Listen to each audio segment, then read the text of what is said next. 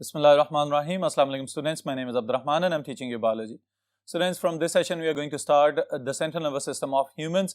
इंसान के अंदर जो अल्लाह ताला ने दिमाग दिया हुआ है अकल से भरपूर, जिसकी वजह से हम अशरफुल मखलूकात हैं। इसमें कौन कौन सी खसूसियात हैं और कौन कौन सा हिस्सा क्या फंक्शंस परफॉर्म कर रहा है, इसकी डिटेल्स बोर्ड पे देखते हैं। जी स्टूडेंट्स, प्रीवियस सेशन में हम ये स्टडी करके आए कि नर्वस सिस्टम में एवोल्यूशन हो रही है। पहले इस तरह का नर्वस सिस्टम था लोअर ऑर्गेनिजम्स के अंदर, जिसके अंदर कोई दिमाग या कोई भी गैंग्लिया वगैरह नहीं बन रहे थे। अगर बन रहे थे तो उनके न्यूरॉन्स अनडिफरेंशिएटेड थे। ऑलराइट, फिर उसके बाद हमने प्लेनेरिया के अंदर देखा कि आगाज तो हुआ सेंट्रल नर्वस सिस्टम का, नर्व कॉर्ड्स भी बनती हुई नजर आई, गैंग्लिया भी बने, लेकिन उसके बावजूद इतना हाईली स्पेशलाइज्ड नर्वस सिस्टम मौजूद नहीं था। But when we talk about humans, so we can say that we have the best brain of this planet. Allah ताला ने हमें बेहतरीन किस्म के दिमाग से नवाजा है, जिसकी वजह से हम अपनी अकल को इस्तेमाल करते हुए अशरफुल मखलूकात हैं। ऑलराइट, अब स्टूडेंट्स, ये जो हमारा अपना नर्वस सिस्टम है, अगर हम इसकी डिफरेंशिएशन देखें तो हमें पता चलता है कि हमारे पास एक तो सेंट्रल नर्वस सिस्टम वाला पार्ट है और दूसरा पेरिफेरल नर्वस सिस्टम वाला पार्ट है। सेंट्रल नर्वस सिस्टम वाला वो हिस्सा है जो दिमाग और स्पाइनल कॉर्ड पे मुश्तमिल है, और फिर इसी तरह पेरिफेरल नर्वस सिस्टम वो जो हमारी पूरी बॉडी की पेरिफेरी में घूम रहा है, यानी सतह के साथ साथ और ऑर्गन्स के अंदर तक जो है पेवस्त हो चुका हुआ है, उसको हम कहेंगे that is the peripheral nervous system. अब स्टूडेंट्स, जो पेरिफेरल नर्वस सिस्टम है उसमें फिर फर्दर सेंसरी और मोटर नर्व्स की बुनियाद पर हम इसको डिफरेंशिएट करते हैं, sympathetic, parasympathetic, autonomic nervous system में, और सेंट्रल नर्वस सिस्टम जो है वो उसी तरह से दिमाग और स्पाइनल कॉर्ड पे ही मुश्तमिल रहेगा। लेकिन इसके अंदर ये बात याद रखिएगा कि मुख्तलिफ न्यूरॉन्स मुख्तलिफ नर्व्स की शक्ल में जब अपना फंक्शन परफॉर्म करेंगे तो they are associated with their specialised functions. हर एक खास किस्म के अमल के साथ वाबस्ता है, और क्या क्या फंक्शंस परफॉर्म कर रहे हैं दिमाग से बाहर वाले न्यूरॉन्स और दिमाग के अंदर वाले हिस्से, इसका हम आगाज कर रहे हैं फ्रॉम द ब्रेन।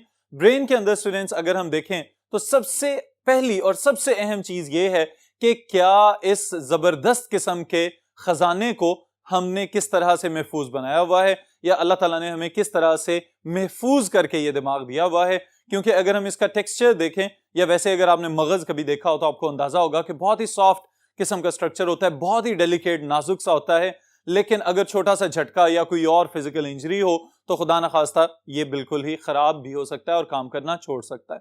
तो उसके लिए अल्लाह ताला ने इसको सबसे पहले नंबर पे एक बड़े ब्रेन केस के अंदर महफूज कर दिया, जिसका नाम है क्रेनियम।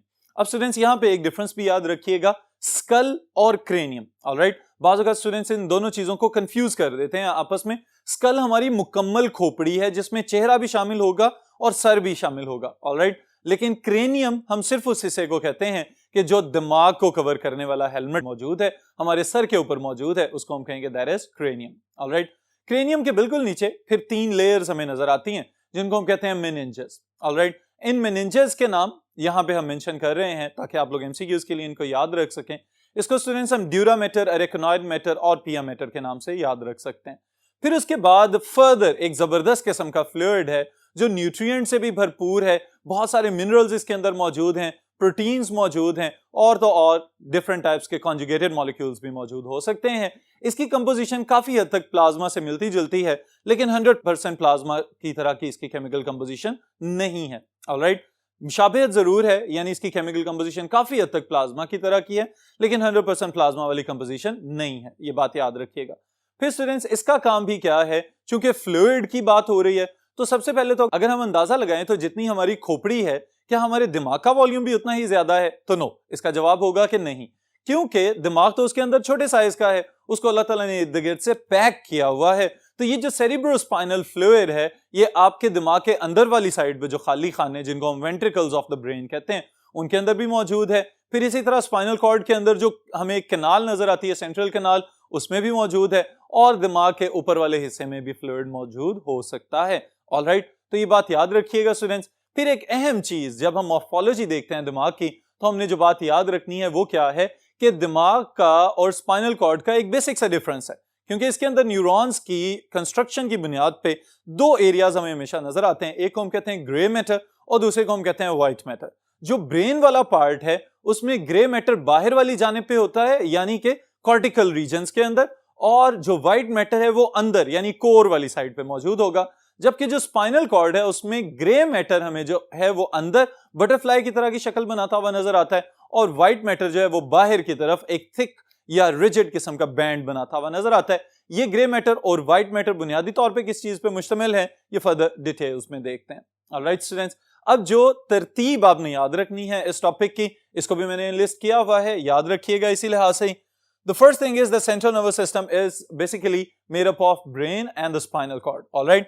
फिर उसके बाद प्रोटेक्शन के हवाले से स्टूडेंट्स इंपॉर्टेंट शॉर्ट क्वेश्चन पूछा जा सकता है कि how the brain is protected. तो आप याद रखिएगा इन 3 मेजर वेज। एक क्रेनियम मौजूद है, उसके बाद उसके पास मेम्ब्रेन्स मौजूद हैं जिनको हम कहते हैं मेनिंजेस, और फिर फ्लूइड मौजूद है जिसका नाम है सेरिब्रोस्पाइनल फ्लूइड। ऑलराइट स्टूडेंट्स, फिर इसके बाद ये बात याद रखिएगा कि जो दिमाग है हमारा उसको हम फर्दर इंशाल्लाह ताला अगली क्लासेस में आप लोग जाके देखेंगे कि anterior lobe, posterior lobe, median lobes या इस तरह से मुख्तलिफ टेम्पोरल लोब या एरियाज के नाम से याद रखेंगे, और काफी सारी मुश्किल टर्मिनोलॉजी आपने याद रखनी है। अभी हमारा फोकस रहेगा सिर्फ उतने हिस्से पे जो आपने एफएससी के हवाले से याद रखना है।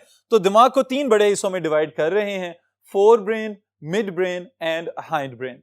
फोर ब्रेन स्टूडेंट्स टर्मिनोलॉजी के लिहाज से यूं लगता है कि सिर्फ दिमाग का अगला हिस्सा, लेकिन आप ये बात याद रखिएगा कि फोर ब्रेन में दिमाग का वो तमाम हिस्सा शामिल होता है जो आपके माथे से लेके आपके सर के पीछे वाली साइड पे आपको एक उभरी हुई हड्डी फील होगी, वहां तक जो सारे का सारा कॉर्टिकल रीजन है वो सेरिब्रम में शामिल किया जाता है, and it is part of the fore brain. Alright, then is the midbrain जिसको हम छोटा दिमाग भी कहते हैं बाजुकात। ये आपके कॉर्टेक्स के निचली साइड पे फिट हुआ है और ह्यूमंस में ही रिड्यूस होकर बहुत ही छोटा रह चुका हुआ है, इसलिए हम इसको मिड ब्रेन या smaller part of the brain कह सकते हैं।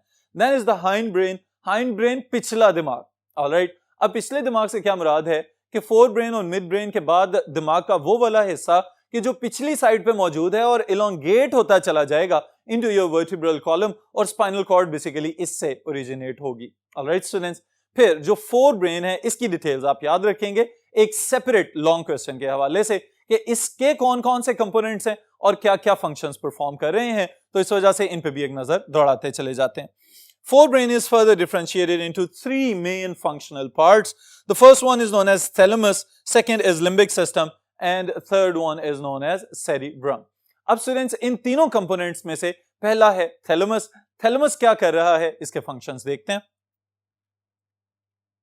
जी स्टूडेंट्स, थैलेमस को हम यूं कह सकते हैं कि it is the basic platform for different types of input stimuli या sensory input coming from different parts of the body. Alright, आपकी बॉडी से हर वक्त डिफरेंट स्टिमुलाई का जो इंटरेक्शन चल रहा है रिसेप्टर्स के साथ, वो सारे के सारे इंपल्सेस जो भी आगे कंटिन्यू होते हैं वो दिमाग में थैलेमस तक पहुंचते हैं, और थैलेमस फिर उनको आहिस्ता आहिस्ता स्क्रूटिनाइज करते हुए दिमाग के अपर पार्ट्स में भेज देता है, जिसके अंदर हमने लिम्बिक सिस्टम और सेरिब्रम को शामिल करना है। Alright, so carries sensory input from skin within the body, auditory and visual pathways. कानों से आने वाली जो समात वाली इनपुट है, जो आप देख रहे हैं, बिनाई वाला इनपुट जो है, और फिर उसके अलावा डिफरेंट टाइप्स के इंटरनल और एक्सटर्नल स्टिमुलाई का जितना भी इनपुट आ रहा है वो डायरेक्टली कहां पे जाएगा, थैलेमस के पास। ऑलराइट, फिर उसके बाद इसने क्या करना होता है, उसको फौरन फॉरवर्ड कर देना है to the higher brain centres, जिसमें हम शामिल कर रहे हैं लिम्बिक सिस्टम को और सेरिब्रम को, specially the cerebral cortex. Alright, फिर स्टूडेंट्स इसमें से भी वन बाय वन अगर हम आगे देखें तो सेकेंड कंपोनेंट जो है it is limbic system. Limbic system इंतहाई अहम हिस्सा है आपके दिमाग का, क्योंकि बुनियादी तौर पे ये वो वाला पार्ट है कि जो हमारे प्रिमिटिव इमोशंस या बिहेवियर्स के साथ कंसर्न है, वो तमाम चीजें जिसे हम इंसानी फितरत कहते हैं या कुदरती खसूसियात कहते हैं, वो बुनियादी तौर पे आपका लिम्बिक सिस्टम कंट्रोल कर रहा है, और वक्त गुजरने के साथ साथ इसमें लर्निंग का इजाफा होता चला जाता है कि जो कुछ भी आप इर्द गिर्द माहौल से लर्न कर रहे हैं, जो सीख रहे हैं, वो आपके लिम्बिक सिस्टम का काम है कि उसको आपकी मेमोरीज का हिस्सा बनाना, एक्सपीरियंस का हिस्सा बनाना, और फिर मुस्तकबिल में उनको किसी ना किसी फायदेमंद तरीके से इस्तेमाल करवाना। Alright, so limbic system is located in an arc between the thalamus and the cerebrum. Arc हम किसको कहते हैं, एक कर्व्ड रीजन को। Alright students, works to produce our most basic and primitive emotions, drives and behaviours. बुनियादी तौर पे वही चीज, इसको अगर हम कलेक्टिवली देखें तो इंसानी फितरत जिसे हम कहते हैं स्टूडेंट्स, वो सब चीजें जो हैं वो लिम्बिक सिस्टम रेगुलेट या कंट्रोल करवा रहा है। फियर जिसे हम खौफ कहते हैं, रेज गुस्सा आ जाना, ट्रैंक्विलिटी आसूदगी या पुरसकून हो जाना, आराम आ जाना, हंगर भूख लगना, थर्स्ट प्यास लगना, प्लेयर कोई खुशगवार एहसास होना, और सेक्सुअल रिस्पॉन्सेज जब भी कहीं कोई रिप्रोडक्शन वगैरह वाला बिहेवियर शो किया जाएगा तो उस सूरत में कोर्टशिप बिहेवियर या मेटिंग बिहेवियर्स के नाम से भी इसको आप याद रख सकते हैं। ये भी आपका लिम्बिक सिस्टम कंट्रोल कर रहा है। फिर इसके बाद students, portion of the limbic system is also important in memories. कौन सा हिस्सा है लिम्बिक सिस्टम का जो आपकी यादें स्टोर करता रहता है, वो कौन सा पार्ट है, इसको भी हम देखेंगे इंशाल्लाह। Now the next thing is hypothalamus.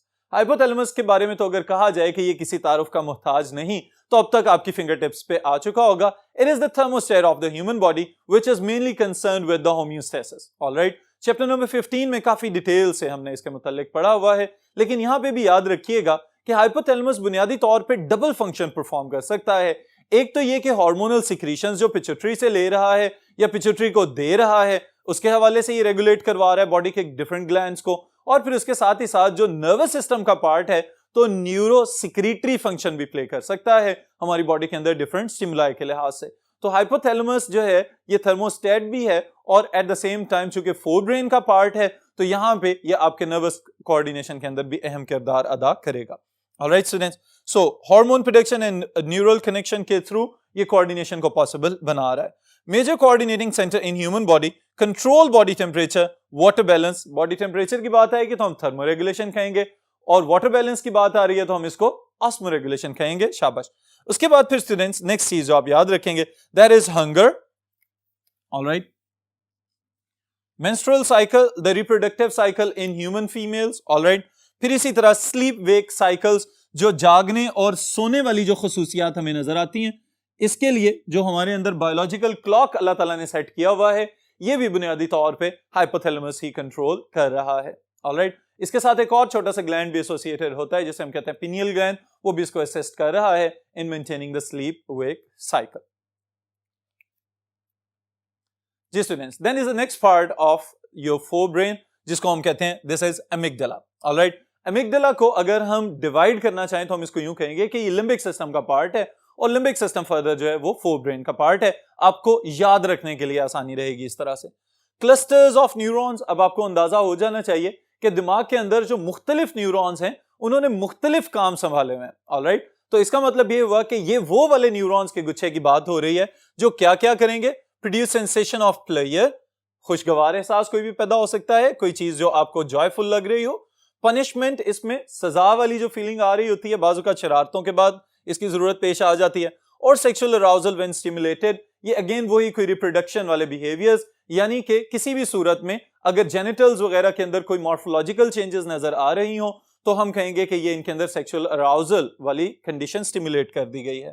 Then is involved in feeling of fear and rage, वही काम जो इससे पिछला पार्ट ऑफ द ब्रेन कर रहा था ये भी वही काम कर रहा है, लिम्बिक सिस्टम का हिस्सा है। तो लिम्बिक सिस्टम के अंदर जो हमने कॉमन फंक्शंस पढ़े हैं उन फंक्शंस में से फियर और रेज वाले हिस्से को एमिगडाला कंट्रोल कर रहा है स्टूडेंट्स। ऑलराइट, फियर खौफजदा हो जाना और रेज गुस्सा आ जाना। Alright, then hippocampus, this is the main hard disk of your brain, यानी कि बुनियादी तौर पे ये आपकी मेमोरीज को कंट्रोल कर रहा है स्टूडेंट्स। ये बात याद रखने वाली है कि बुनियादी तौर पे हमारे दिमाग के अंदर डाटा इस तरह से स्टोर नहीं होता कि जैसे हमारे कंप्यूटर में हार्ड डिस्क वगैरह के अंदर या मोबाइल फोन्स के जो स्टोरेज है उसमें या मेमोरी कार्ड्स में स्टोर हो रहा है। हमारे दिमाग के अंदर जो मेमोरीज हैं उनके पाथवेज होते हैं, यानी उनको एनरूट किया जाता है स्पेशलाइज्ड न्यूरॉन्स के ऊपर, और फिर उन्हीं पाथवेज को जब कभी हम स्टिमुलेट करते हैं, क्लिक करते हैं, तो हमारी वो यादें दोबारा से रिफ्रेश होना शुरू हो जाती हैं। तो ये दिमाग का हिस्सा जिसको हम हिप्पोकैम्पस कह रहे हैं, बुनियादी तौर पे ये एसोसिएटेड है आपकी लॉन्ग टर्म मेमोरी के साथ, और मेमोरी के अंदर फिर इस तरह की चीजें भी स्टोर की जाएंगी जो आपके एक्सपीरियंसेस का हिस्सा बन जाती हैं और उससे आपकी लर्निंग होती चली जाती है।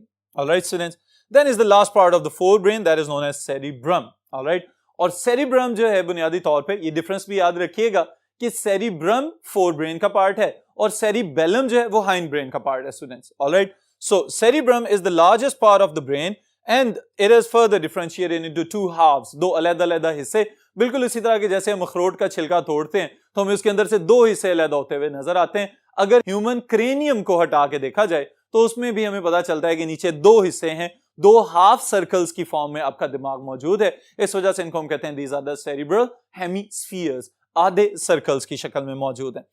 फिर उसके बाद स्टूडेंट्स वो थिक बैंड जो बिलियंस ऑफ न्यूरॉन्स पे मुश्तमिल है, कुछ किताबों में इसकी तादाद 200 मिलियंस ऑफ न्यूरॉन्स भी बताई जाती है। बुनियादी तौर पे इसका काम क्या है, राइट सेरिब्रल हेमिस्फीयर को लेफ्ट सेरिब्रल हेमिस्फीयर के साथ कनेक्ट करना, ताकि हमारा दिमाग और हमारी बॉडी एक कोऑर्डिनेटेड वे में सेंसरी इनपुट भेजते रहें और दिमाग से डायरेक्शंस लेते रहें। ऑलराइट, फिर उसके बाद स्टूडेंट सेरिब्रल कॉर्टेक्स, वो वाला हिस्सा जो बुनियादी तौर पे आपकी क्रेनियम के बिल्कुल नीचे सारी की सारी खोपड़ी की ऊपर वाली सतह को कवर करके बैठा हुआ है, इसको हम कहेंगे, यानी बेसिकली खोपड़ी की ऊपर वाली सतह से मुराद क्या है कि दिमाग का सबसे ऊपर वाला हिस्सा माथे से स्टार्ट होके आपके दिमाग के सर के पिछली साइड तक। ऑलराइट, इसको हम कहेंगे सेरिब्रल कॉर्टेक्स। इसके अंदर स्टूडेंट्स आपको बलदार हिस्से नजर आते हैं जो कि सरफेस एरिया इंक्रीज कर रहे हैं ताकि सीएसएफ वगैरह को सर्कुलेट करने में और फ्लो करने में या इन नर्वस टिश्यूज को बात करने में सहूलत रहे। Alright, so it receives sensory input, processes it, store for future, direct voluntary movements and it is responsible for thinking। इंतहाई अहम चीज, किस तरह से इंतहाई अहम स्टूडेंट्स, कि वो जितना भी इनपुट आ रहा था जो थैलेमस ने आगे फॉरवर्ड किया, उस सारे इनपुट को आहिस्ता आहिस्ता आहिस्ता स्क्रीन किया जाएगा, फिल्टर किया जाएगा और ये सोच लिया जाएगा कि कौन सी चीज का रिस्पांस देना है। तो जिन चीजों का रिस्पांस देना मकसूद होगा उनको फौरी तौर पे आपका सेरिब्रम जो है ऑर्डर्स जारी करेगा कि किसी भी स्टिमुलस का जो भी रिस्पेक्टिव किस्म का रिस्पांस देना है वो फौरन दे दिया जाए। ऑलराइट, तो ये काम यहां पे किया जा रहा है। फिर उसके बाद आपकी किताब में एक चीज थिंकिंग के हवाले से लिखी हुई है कि पुअरली अंडरस्टूड मैकेनिज्म, और ये चीज स्टूडेंट्स किसी हद तक ठीक भी है कि बुनियादी तौर पे दिमाग की एनाटॉमी तो हमने स्टडी कर ली, हमें ये भी पता चल गया कि सोते हुए या जागते हुए दिमाग के कौन से हिस्से एक्टिव होते हैं और कौन से हिस्से एक्टिव नहीं होते, और इसके लिए EEG एक टेस्ट होता है जिसके जरिए हम ये पता चलाते हैं कि दिमाग जो है उसका कितना हिस्सा फंक्शनल है। ऑलराइट, अगर खुदा ना खास्ता कोई ट्रॉमा या इंजरी वगैरह हो गई हो या कोई इंटरनल हेमाटोमा बन गया हो तो उसकी वजह से भी ब्रेन फंक्शनिंग या फिजियोलॉजी को चेक किया जा सकता है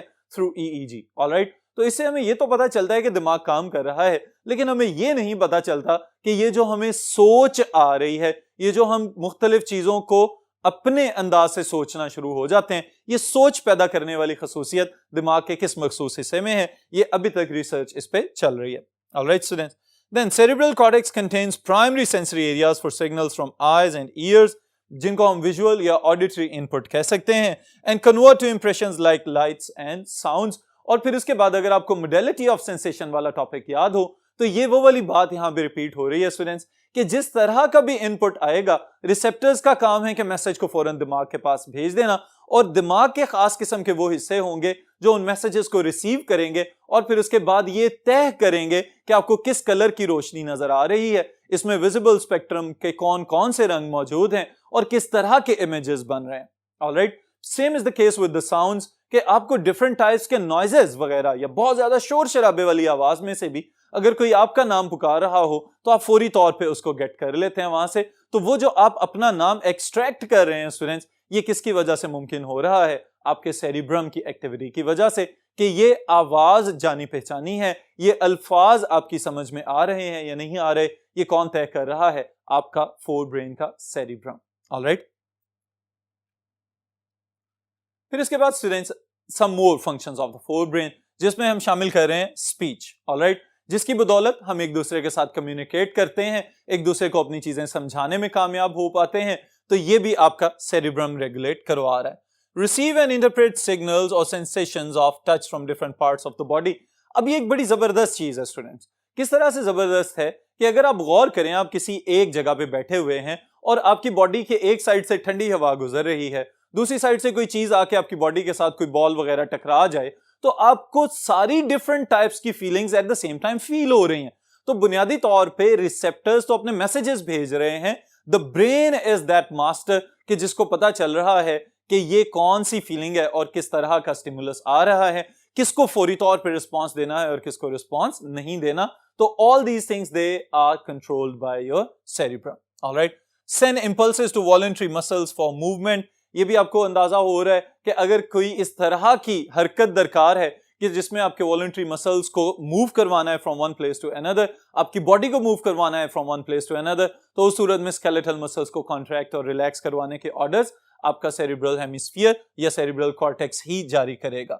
send impulses to voluntary muscles for movement and involved in reasoning, intelligence and judgement, the most critical functions of the human brain. Students, आपकी इंटेलेक्ट यानी वो जहानत कि जिसकी बुनियाद पे आप अक्लमंद ठहराए गए हैं, ये आपका सेरिब्रल कॉर्टेक्स कंट्रोल करवा रहा है।